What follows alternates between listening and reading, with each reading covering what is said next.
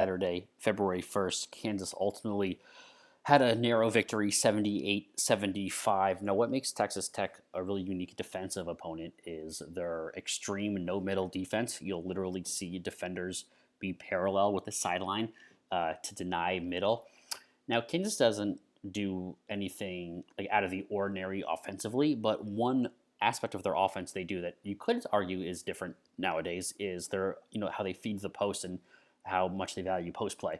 I did a video recently on post players, and Udoka Azubuike, in my opinion, the star post player for Kansas, is arguably the most talented and the most versatile post player in the country. So what I want to do is I want to go through a couple of offensive clips and show you how the post moves or the post presence alone was able to affect Texas Tech's no-middle defense and compromise their game plan early on, really from the opening tip. So I'm going to go through the play, and then we're going to do some analysis.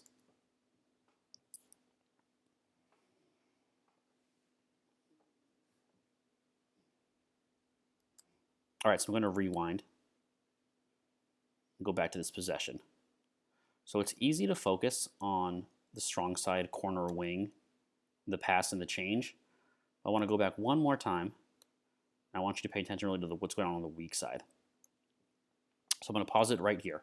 Now on the weak side, wing and corner, you're going to have each guy change positions. Now notice how James Ramsey, a star freshman for Texas Tech, number 3, he doesn't even look to bother to see what's behind him. What he's focusing on is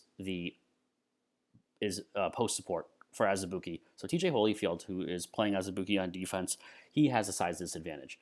And so what Ramsey is doing is shadowing Azubuike behind him to force a trap or to deny a post entry. So even though with the interchange going on behind him, he's so preoccupied with the presence of Azubuike in the post that he doesn't have time to see what's going on behind him.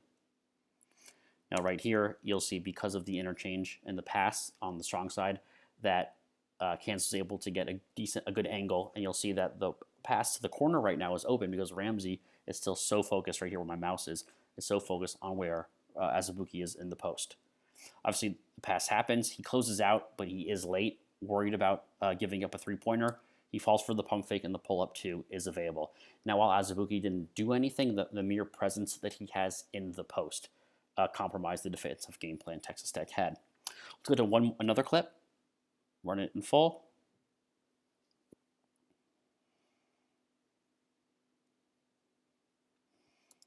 And this is going to be pretty simple. Another way to beat a no-middle defense is if you just get the ball already in the middle without doing too much. And you can just do that with a decent post entry.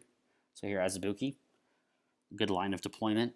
He is able to successfully get in front of Holyfield. He uses his big body. Good pass where he has an open target and sets it. Notice how he catches it with his right hand, and the left hand he uses to fight off Holyfield. Let's press play. Now he does do a right hook shot and does it a little bit strong, but he was able to mitigate the defensive tendencies that Texas Tech has by just getting the ball in the post and going to work.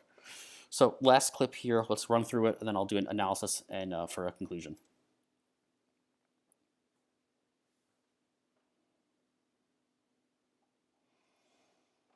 So here Kansas draws a foul, but another thing that to highlight is once again the post presence. So in the first clip we saw, we had Texas Tech playing behind Azubuike's defender for extra support. Here what we see is Terrence Shannon right here, number 1, where my mouse is moving to. So he's not even in his gap. He's all the way cheated over. He wants to deny an entry.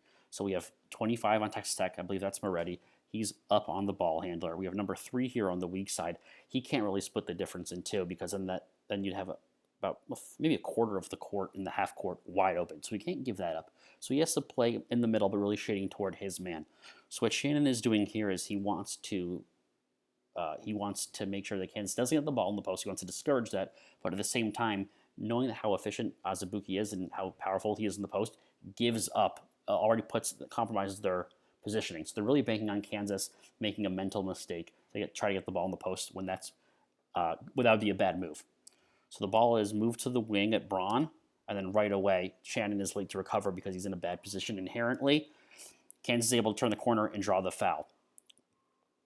So even though Texas Tech does have a no-middle defense, and they do pride themselves on that, one way that we haven't really seen it being taken advantage of historically through Chris Beard's tenure is strong post play. Kansas is one of the unique programs that even with their strong post play and the post presence alone can alter the game plan and create holes and wrinkles for Texas Tech's defense